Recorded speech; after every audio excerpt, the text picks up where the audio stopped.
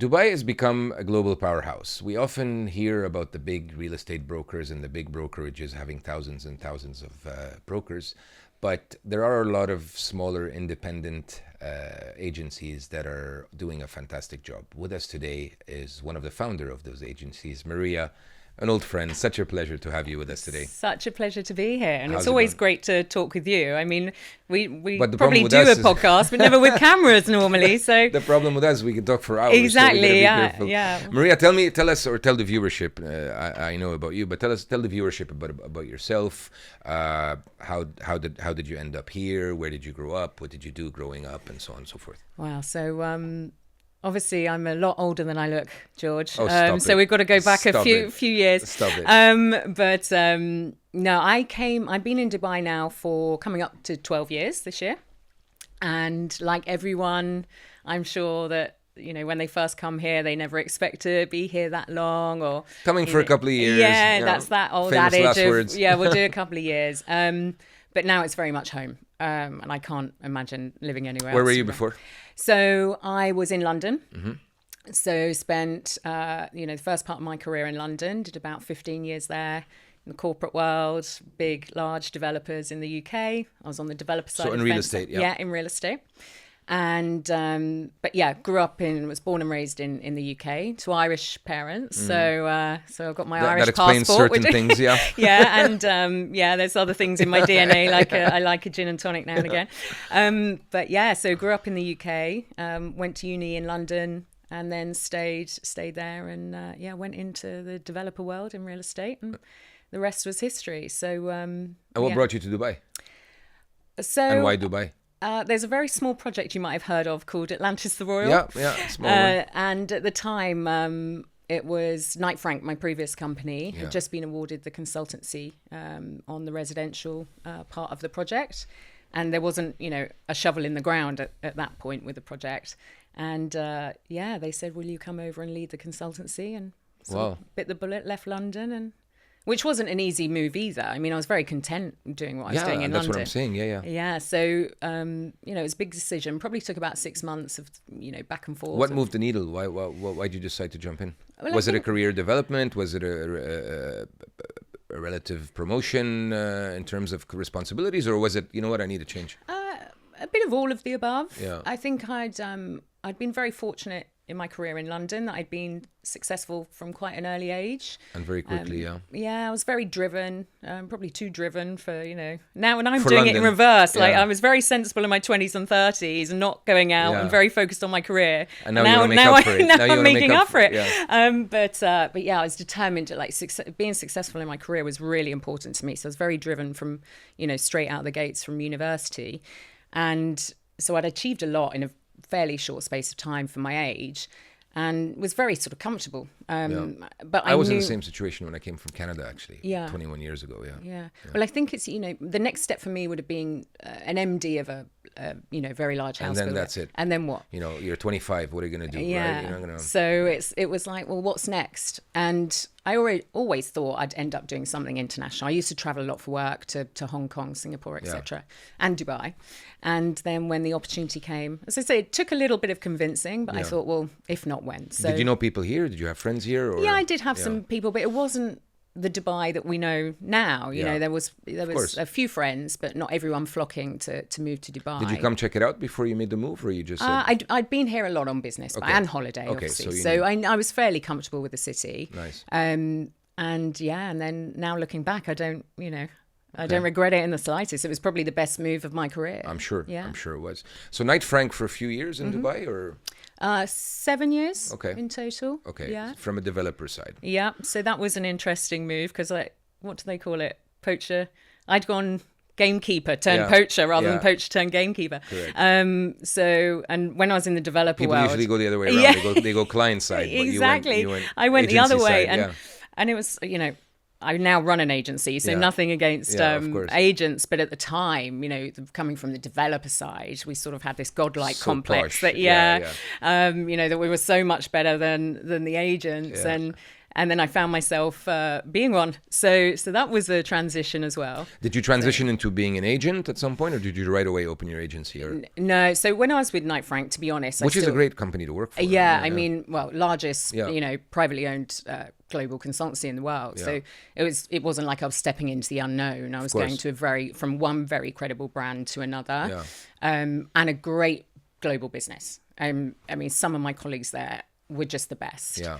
And setting up my business, actually, that was one of the hardest things to walk away from, was that network of amazing, talented and the people. Stability and the structure. Oh, and having an abundance of staff and deep pockets and all the stuff you take for granted. All the perks, all that. Yeah, of course. Until you have to pay for it yourself. And that's always the challenge of starting your own business. I think it's important to say that to our viewers is that you go from an environment where you have everything set up for you or everything available for you to an environment where you have absolutely nothing. Yeah. And you either have to provide that to yourself and to the staff, or you have to be able to start without it and slowly grow into a size where you can actually provide that to everyone. Well, in the early days, or even now sometimes, it's feast or famine. Yeah. And you have to...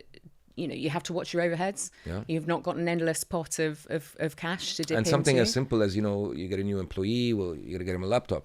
Yeah, right? So you're Knight Frank, you don't even wonder about that. You just email the IT department. Not even, you email the HR department, who them IT, email the IT.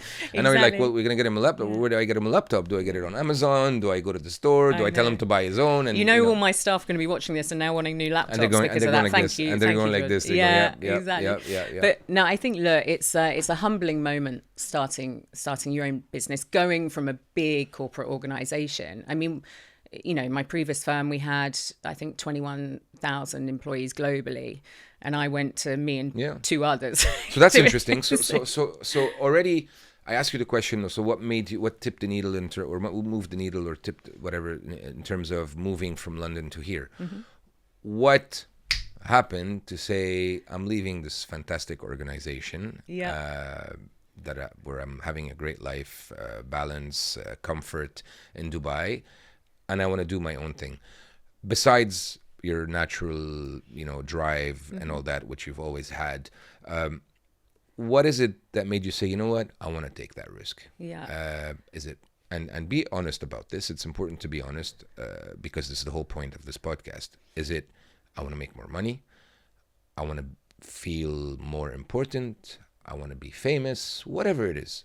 What is it that drove you? Is it a mix of the three? Yeah. What is it that said, you know what, I'm going to leave this comfort word. I want the pain of starting a new company and growing it to work. Yeah, I think, again, I'd reached a very senior level there. I was on the global residential board. I traveled a lot extensively. I had an amazing role. Loved it. Loved the people. So like you say, anyone listening to this would be thinking, well, why did she walk away from that? I presume very well paid as well. Well, and a salary that is guaranteed every month. Not like when you start your own business, that goes. Yeah. It sounds crazy on paper, doesn't it? Why would anyone do it? Yeah. And there was huge moments of doubt, even when I was before I made the decision. And if I'm really honest about it, I probably should have done that 2 years before I did. But I was going, sometimes I overanalyze. Comfort zone. And I'm like, I need to just interrogate this a bit more, do a bit more due diligence. But look, being super honest, I think in a corporate structure, and hindsight's a wonderful thing looking back, in a corporate structure, it's very formalized. There's lots of process and procedures. Governance, compliance. And they're all things that we have in our current business. But, certain levels of, if you want to implement something, you can't necessarily always be as agile as you'd like to. There's lots of layers of sign-offs. Although agility is super important, huh? I mean, exactly. That we see it. I was talking to my previous guest on this podcast, and agility is one trait that we see in successful entrepreneurs that is across the board. No matter what industry they're in, no matter what stage of the business they're in, agility is super, super important. And the ability to be able to make quick decisions, not only the ability to be able to do it, has proven very important. For sure. And that was actually one of the main things that I witnessed towards the end of my time with my previous employer, was the market here had changed. Well, the market globally had changed because we'd had, the pandemic and everything. And I think that was a real turning point for probably most industries, right? Yeah. And what I noticed was that what I was sort of observing was that we needed to actually move quicker. We needed to change our ways a little bit. The world wasn't the same as it was the year or two prior. So, we had to move a bit quicker. And I had ideas and visions and everything that I wanted to put in place. And so it was that realization moment of, do I stick in this comfort zone with my nice salary, or do I do my thing, or do I do my own thing? Yeah. Were you not afraid in a market where there's so much competition? I mean, I saw a post yesterday, some guy saying there's 86,000 brokers in Dubai or something. Is it like the biggest per capita in the world? It must be. It must be now. Yeah. I mean, it must be now, and it just keeps getting. Why bigger is it like that, Maria? Well, obviously, first because there's a good market here, and second, is it because it's an easy entry barrier for people to become real estate agents? Look, you've got your. I mean, I'm not generalizing. Obviously, you got your real estate brokers and your real estate brokers, but in general, why is there so many people just getting into real estate? Because just anybody can do it, I think or anybody thinks they can do it. Yeah, or a bit of that, but and that plays to our strengths sometimes, right? Because you can have lots of brokers, but they're not necessarily all. You have different variants of brokers. And we'll talk about that. We'll talk how your business is different from others, obviously. We'll definitely be here for a long time. But I think, look, the Dubai itself is a very innovative marketplace, so it attracts people that want to give things a go. And then the real people who love money. The real estate market here, yes, you have to be licensed and you have to do, but there's no set proper qualifications. Or back in the UK, the big firms, you'd have to start in the graduate scheme and work your way up. Dubai's not like that. There's an abundance of opportunity here, so I think you get all sorts. Good and bad. Did it feel natural for you to start your own business, or did it feel like very uncomfortable? I would say. I mean, in your mind, obviously, you had made that decision that I want to implement my ideas. I have all this vision and this and that.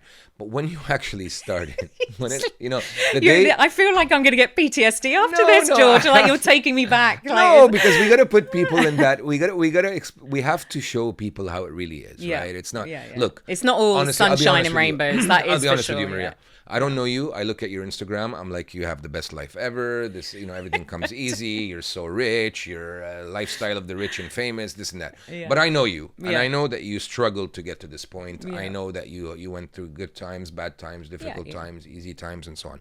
So I think it's important to highlight that. For sure, yeah. And my question to you is: you gave in your notice. Last day of your notice, you got your final settlement. Okay, now I'm doing my own thing. How did you feel? Terrified because then it was literally real life, and I like to prepare. I like to have everything in place. Bit of a control freak, are we? Little bit. And you think you've got everything lined up, but you haven't, and it's a real bloody reality. What's the first thing you did? Well, I'd already. License? With you. Oh, you did it with us. With you guys, actually. Virtuzone'S. When I resigned, basically, you guys were the first call because I knew I had a period of time with my leave, my garden leave and everything to get everything straight and set up. And again, because I'm a control freak, I was making sure I had everything in place. But there's even things that, you guys would tell me and I'd be like, oh God, I didn't think of that. And I didn't think of that. And that's why it's great to have people you trust, advising you. But you think you're the best prepared, and can be. You're not. Even now, with the growth of our business, there's things that you just have to sometimes take a view and run with it, right? Welcome to the club. Yeah, thank you. To the club. But look, the harsh reality is it's sleepless nights. It's not knowing. In most months in the early stages, you're not going to pay yourself. Yeah. But how are you also going to pay your bills, your mortgages, all those kind of things. Did you have money? Did you have a considerable amount of money aside? Not a huge amount, because I'd not really planned. It's not like I'd been saving to set up my business. And I really probably could have stayed in that comfort zone that we said earlier for a longer period of time if I wanted to have a few more pennies in the bank. But those it doesn't matter how much you've got in the bank because it quickly goes. Yes, of and course. I think that's one. Especially if you're not making new money. Yeah. Yeah. And look, I was lucky. The first 2 agents I took on board, still with me to this day. Good. Amazing. How long did you struggle for at the beginning? 2 days?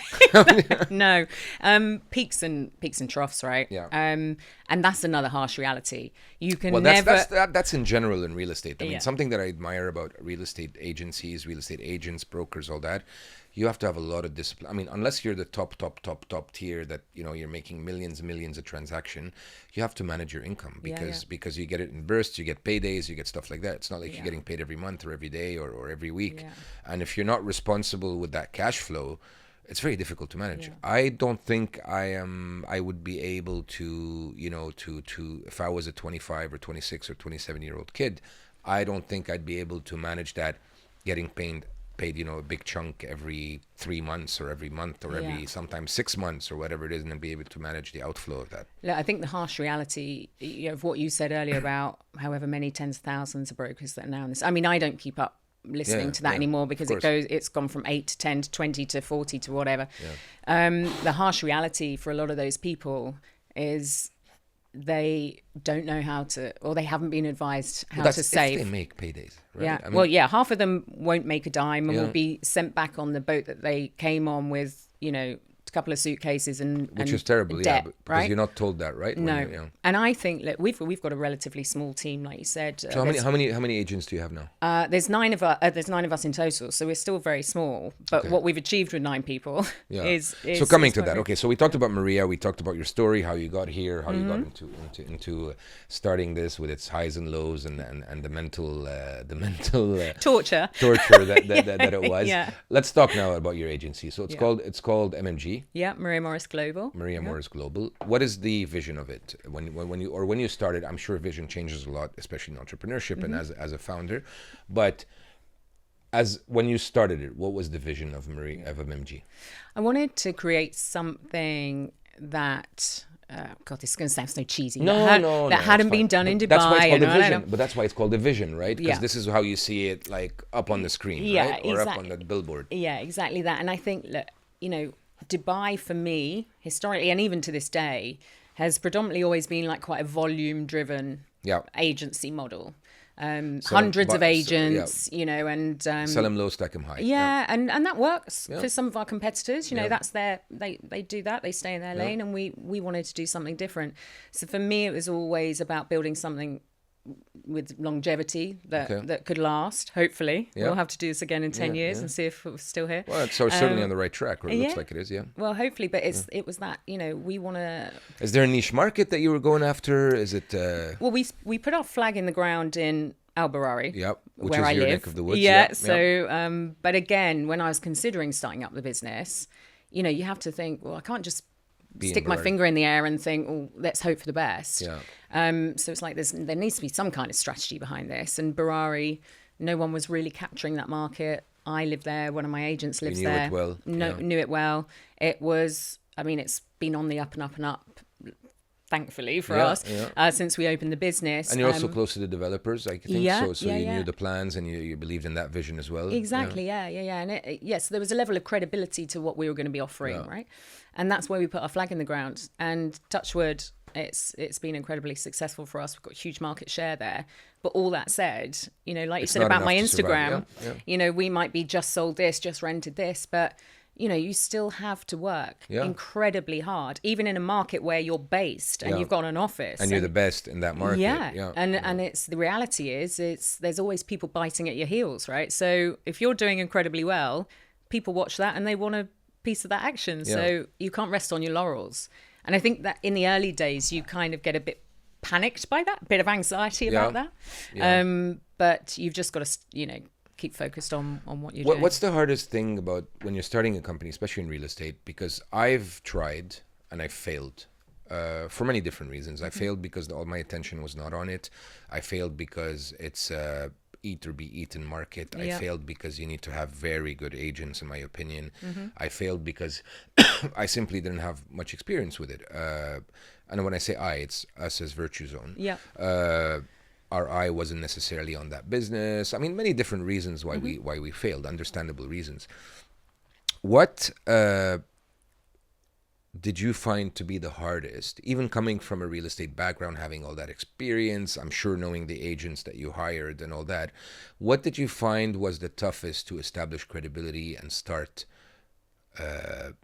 operating as a serious player, or not a serious player because you're young as a company, but to be considered a serious player for somebody who's buying, real estate that's valued at, 10, 20, 30 million. Who's Maria Morris? Who's MMG, right? Yeah, I mean, look, I think I was clever in a Back way. then, not now. Yeah, I was clever in a way with my first 2 hires because they were already doing They had a book. the area, right?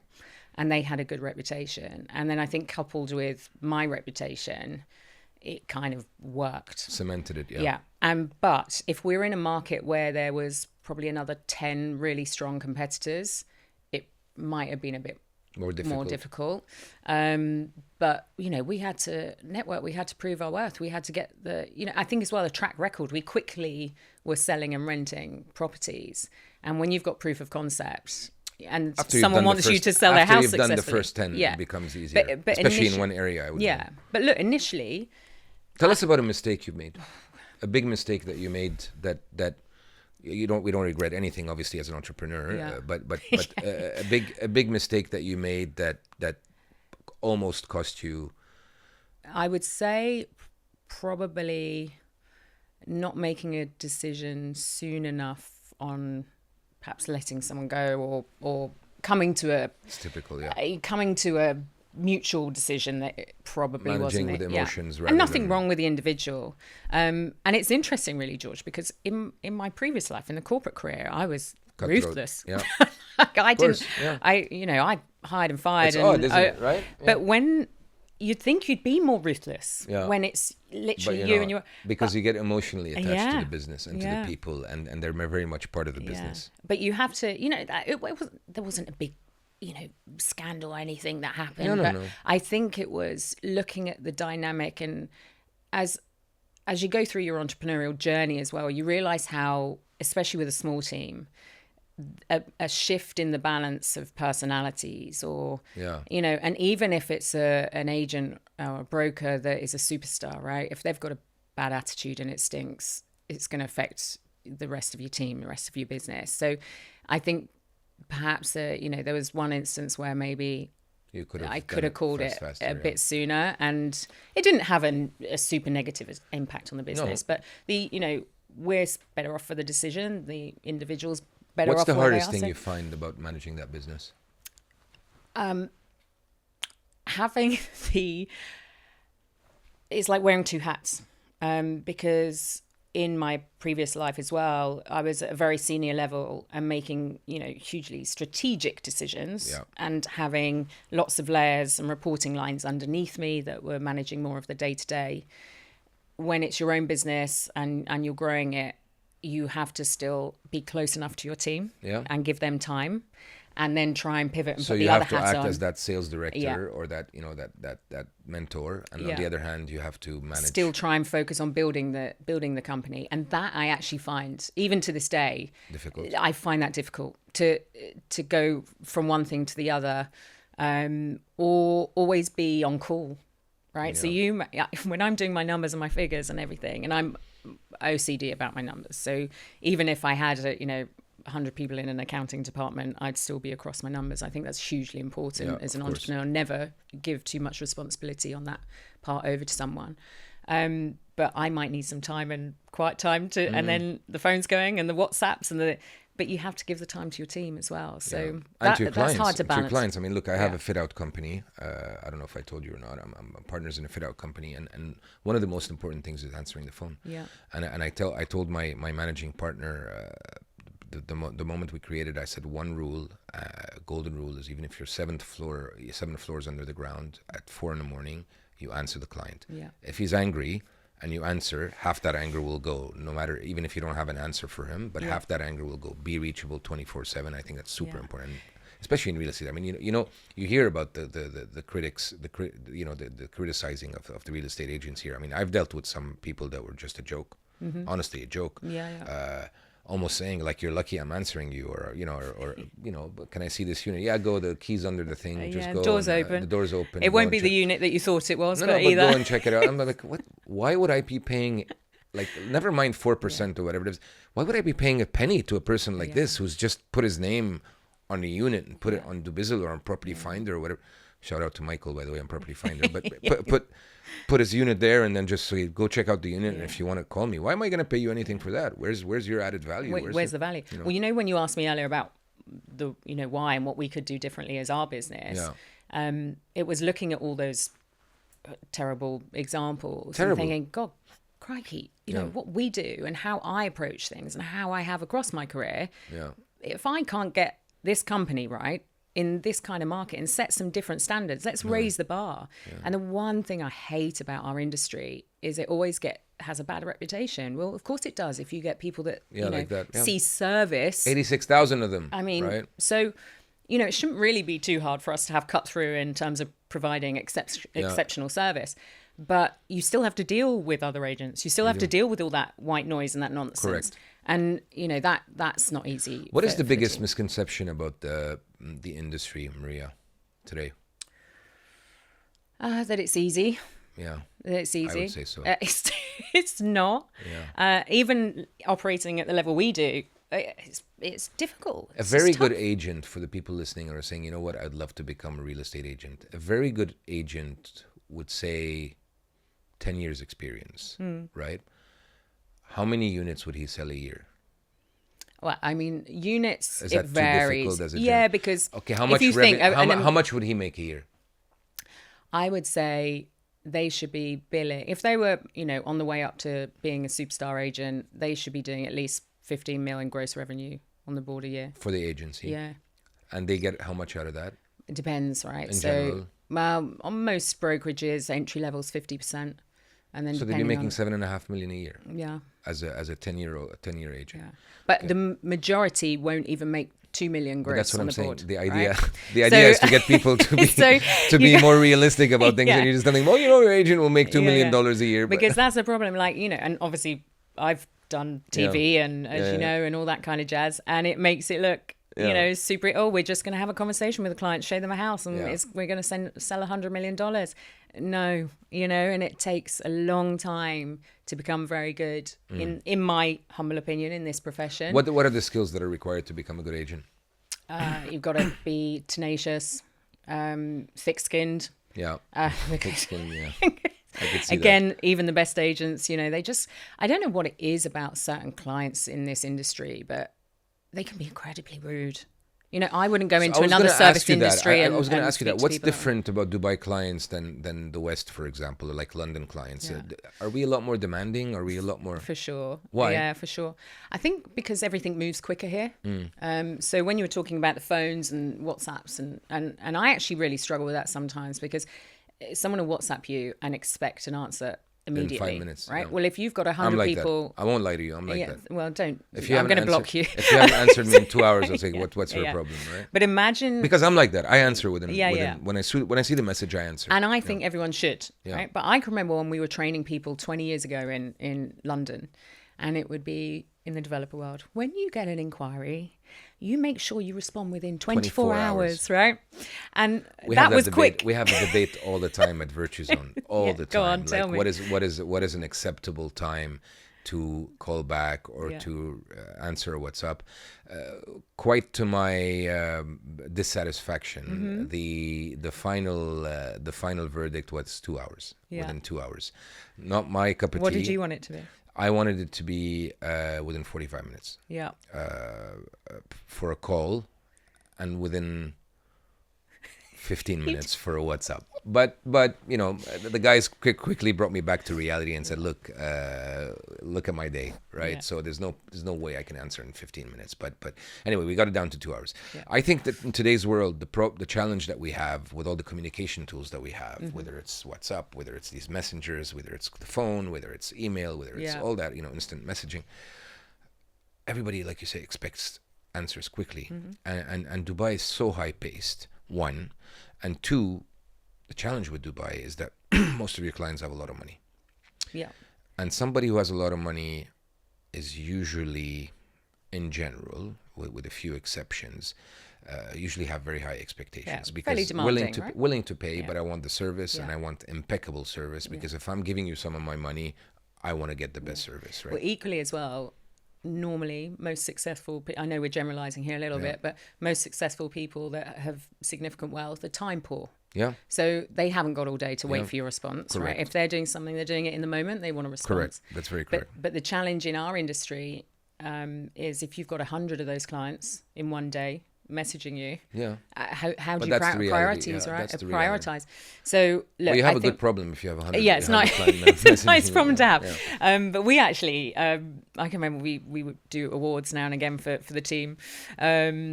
And one of them, my sales director, Ellie, she actually won an award for responding to WhatsApps in 0.001 second Yeah, or yeah, something yeah. we made up. But Yeah. she's so quick and so hot I love on that, it. though. I love yeah, that. yeah. That's You super important. don't have any ideas of So getting if, her to join your if any- team. if any of your employees are listening, I, for the record, think it should be within 15 minutes. No, Yeah. no, I'm just kidding. But yeah, it's How is it- occupational hazard. How is it as a woman? How is it to be a woman founder, especially in a, I would say, in a man-dominated real estate leadership Yeah.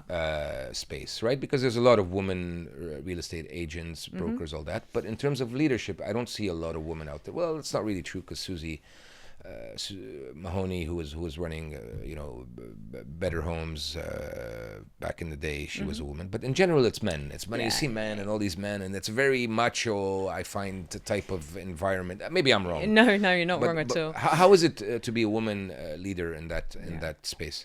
I mean, it's interesting. I found it easier now with having my own business. Well, maybe it's just age and experience, right? Maybe it's nothing to do with having the business. But when I first entered the industry, and a different time, I mean, that was 25 years ago, it was tough. Yeah. It was tough. When I started going through the ranks and rising through the ranks, I had lots of things going against me. I was young. Yeah. I was probably a bit of a chippy know-it-all or something. I was working so... I don't see that at all. I was the same. But you know what? This has served us well, by the way. But I worked bloody hard, Yeah, and yeah. I made sure I Same. knew everything about everything, because if age was against me, if my gender was against me, then I had to be You had to bloody have good some- at what yeah, I did. I So, agree. but I can remember going toe to toe with like burly construction directors, Yeah. and people shouting in my face. It was a different time back Yeah. then. You don't get that so much now. So the females coming through, fortunate in that respect, but grown men. And especially Shouting in your face. I find that in the UK they could be quite direct and quite arrogant, quite chauvinist. Yeah. Towards So if you, that's one thing I actually hold in quite. back then, at the very least. Yeah, God, to have got through that and to actually have been successful, Made your skin it's thicker. like, I need a bloody Medal of Honor or something, because And it made your skin thicker. yeah. So now, like, being a woman who runs her own business, it doesn't, I don't think anything of it, right? Because it's just natural to me. If anything, it's a bit easier because I'm in control of pretty much everything. But in Dubai, it's still, I mean, you guys told me I was the first female to Correct. wholly own To wholly own a real estate business. business. Yeah. And That's what I'm telling you, yeah. Completely shocked me. So I was like, oh my God. So I do feel there's some kind of, and I probably need to do a little bit more, because I think there's probably a duty on my part to get do women more, into to real estate. encourage Yeah. more females in And this is part of in it. Dubai. Having this podcast and Yeah. talking about it is part of it. Yeah. All right. So we spoke about Maria. We brought her to Dubai. We spoke about MMG, the building of MMG, the highs and lows. Yeah. What are the plans for MMG in the next 5 years? What's your vision for the next 5 years with that business? So Continue growing it, yeah, getting out of Ferrari. Yeah, like leaving Alvaro at some point. This year for us is quite a pivotal year in terms of the expansion of the business. Again, I don't like to run before we walk. This goes back to my, being control freak and prep and all that kind of stuff. But, you have to take opportunities as they come course. at the same time. So you might recall, George, when we first started the business, it was very obvious what we did. It was called Maria Morris Real Estate. Yeah. And then about a year and a half ago, we did a rebrand and we're now Maria Morris Global. And that was obviously intentional. So we announced a partnership in Saudi in December, because as you know, that market's opened up. That's going to be tough. I think, again, looking on Instagram, everyone's like, oh, they've just partnered with someone in Saudi. They just started selling in Saudi, yeah. It's like, no, that's a very exciting market for the next decade, but incredibly challenging one as well. Yeah. So it's not an easy sort of part to add to the business, but incredibly exciting. And there's going to be a few more international centres. Can't Good. tell you too much. But. What's shaping, or what trends are you seeing today in the market in terms of? Would you say that you do more luxury real estate? Yeah. Okay. Yeah. So, with the trends of luxury real estate, what do you see happening in the market these days that's trending, or that's gonna be talked about in the next few years, let's say? I think when I say this, I don't mean that the market is unsophisticated, but I think we're going to see more of a level of sophistication In terms with of product, Yeah. with agencies, with marketing, with client, requirements. I think Dubai has been, it's been like that gold rush, isn't it, the last few years? Nobody's had time to breathe. Yeah. No. So I'm not saying standards have dropped, but they certainly, I don't think, have risen because it's been so fast paced. So I think the next year, few years looking ahead, time of sort of reflection and sophistication. But I think the product offering, I don't think it's going to be as easy as well. Controversially, I know for agents. For agents, I think most agents in this market, and this is one thing I hate. Are we gonna have a kind of a purge or not? Are we gonna have a correction of demand where, like COVID, for example, got rid of a lot of smaller companies that weren't sustainable and stuff like that? Are we going to have that phenomenon at some point? Or not? I think you're going to see. I think it's inevitable. In what form? Because a lot of, as I say, it was a bit like the gold rush, wasn't it? So I set up a company. I can't talk about all these people that set up companies. I did exactly the same. I saw the market was in my favor. Yeah. There was momentum there. Set up a business. But a lot of people did the same thing and perhaps haven't put the processes and procedures and the foundations in place to sustain that. And I think when the market corrects, which it inevitably will, no one wants to say that, but it's a sign of a mature market. No, we're hearing it more and more now. Yeah, but that's the thing that annoys me when you see some agents as well going, no, everything's fine. It's but I mean, smart investors or your average, you're not average investor, or even your average investor, I mean, knows that that's just a sales point. And yes, it does annoy me as well as a matter of fact. Yeah, it annoys me. But that's more of a credibility angle, right? It's just for our industry. Yeah. But I think, look, there will be a correction.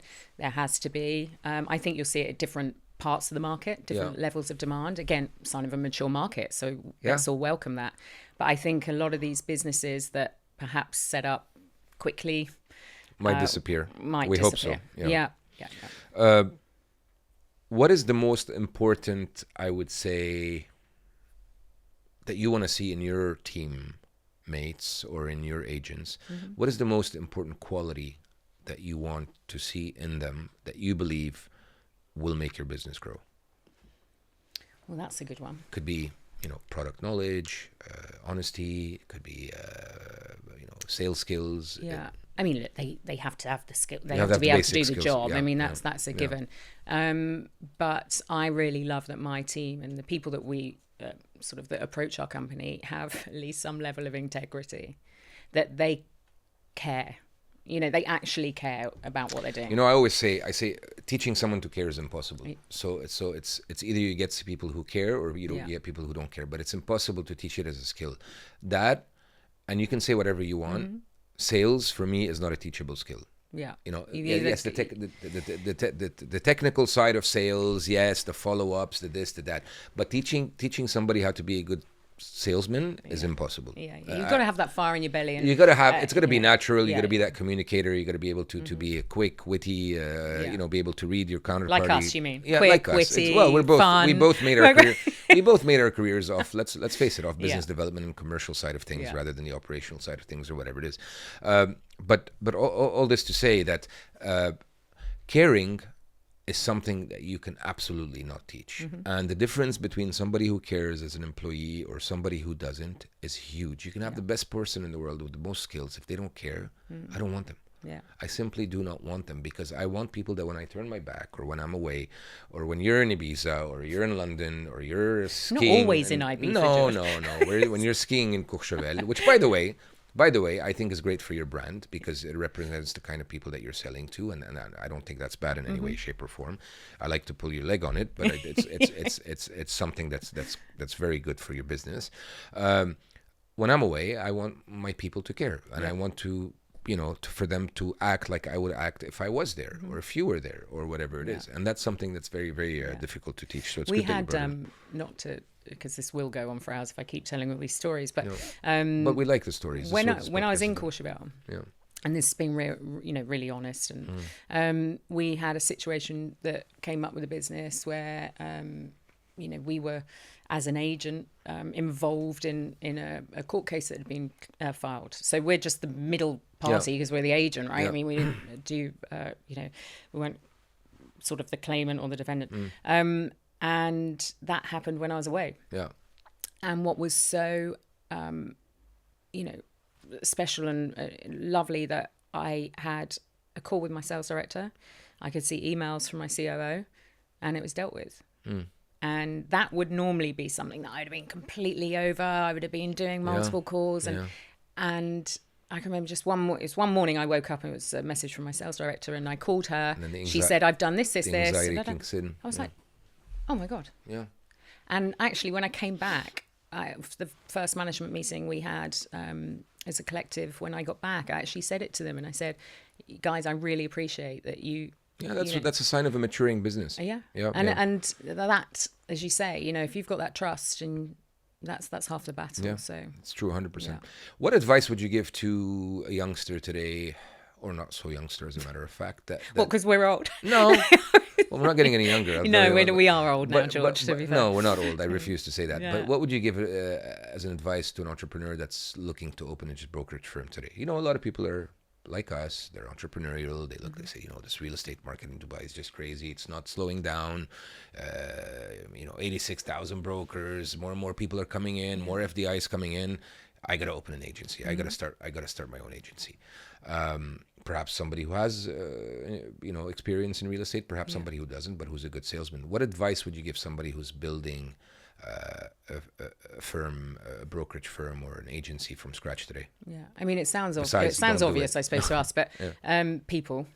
You just, especially in the early days, it's all about the people. It's all about the people, and even now in our business. And if you get the right people, your business will start to flourish. If you have the bad apples, as I said earlier, they're going to have a detrimental effect across the board.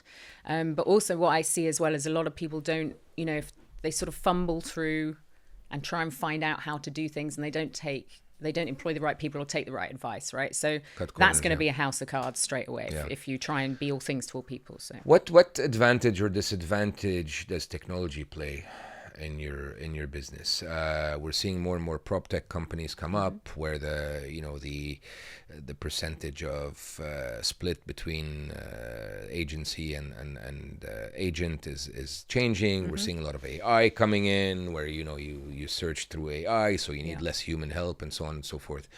And you have, like all of us, in the face of AI, you have two solutions. Either you embrace it and use it as a tool to make you a better company, or you're threatened by it and keep fighting it and push back on it, saying, well, that's why AI is not good, and that's why the human interaction is good. What's your view on this? And in the next 5 years, how do you see this shaping your business? Or what are you who likes to prepare and think about things, what are you doing about it? I mean, look, I use AI daily, of course, right? I mean, don't we all now? And if you're not, you certainly should be. Because again, just from an efficiency perspective, right? I mean, there's so much you can do with it just to make your days more efficient. And I feel like I still check its work, because there's that control freak in me again. But if you're not using it, then you're going to be left behind. From an industry perspective, I think you're still going to need the best of both worlds, right? You're still going to need human interaction, and especially if you're advising rather than selling, right? I mean, if you're just listing a property, like your example about the guy that says go and it's open, go check it out, walk through the door. I mean, then arguably you don't need him, do you? You just find it. They'd have some systems and processes in place with AI, and then you'd do the deal. But I think we're working on something for this year. My team don't even know this, so now I'm giving you my trade secrets. But this won't come out before, so don't worry.